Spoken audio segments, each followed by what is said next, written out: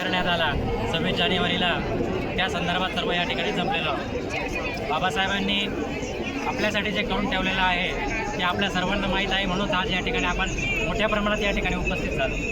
परंतु आज माहोल भारतामध्ये जर विचार केला, भारतीय संविधानावर होणारे जे हल्ले आहेत ते मोठ्या प्रमाणात होत आहे, परंतु आपण आजही झोपलेलो आहोत. आपल्याला असं वाटतं की कधीतरी ओबीसी समाज जागा होईल, आपल्याला असं वाटतं कधीतरी आदिवासी जागा होईल आणि कोणीतरी दलित समाज जागा होईल. तर असं काही होणार नाही. पूर्ण या संपूर्ण समाजाचं जे इंजिन आहे बाबासाहेबांनी ते आपल्या हातात दिलेलं आहे.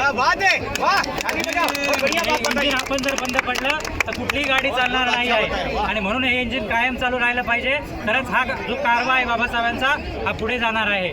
आणि भारतीय संविधान आपल्याला जर सुरक्षित करायचं आहे, मी असं म्हणणार नाही की भारतीय संविधान टिकायचं आहे. भारतीय संविधान बाबासाहेबांनी इतकं मजबूत करून ठेवलं आहे की तेवढ्याच्या बापाची ताकद नाही की संविधान बदलू शकतं. कारण ते जे बेसिक स्ट्रक्चर आहे ते बदलण्याची ताकद संविधानाला, पार्लमेंटला सुद्धा ठेवलेली नाही. त्याच्यामुळे आपण त्याच्याबद्दल कुठला निष्कर्ष राहिला पाहिजे. फक्त भारतीय संविधान आपल्याला अंमलबजावणी झाली पाहिजे. त्यासाठी आपल्या संपूर्ण समाजाने एकत्रित होणं गरजेचं आहे की भारतीय संविधानाची अंमलबजावणी कशी झाली पाहिजे. जर या ठिकाणी पालकमंत्री जे होते, पालकमंत्र्यांच्या ज्या स्क्रिप्टमध्ये बाबासाहेबांचं नाव टाकण्यात आलं नाही. अरे ज्यांनी घटना लिहिली त्या घटनाकाराला जर तुम्ही विसरले तर तुम्ही पालकमंत्री कसे काय झाले.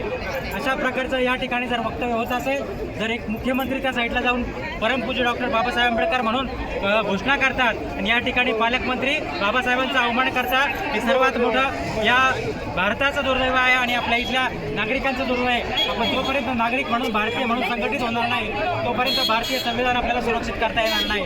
म्हणून आपण सर्वांनी या ठिकाणी ज्याच्या आंदोलनात आले अशा स्वयंपूर्तन यापुढे देखील बाबासाहेबांचा जो कारवा आहे तो आपल्याला चालत ठेवला पाहिजे.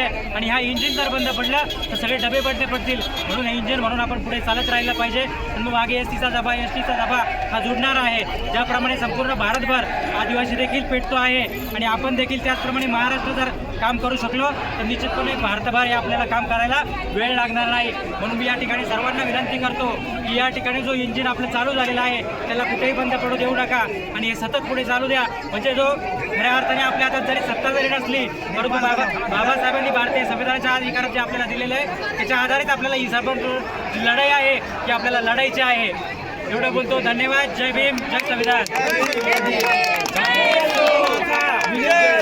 डॉक्टर बाबासाहेब आंबेडकरांचा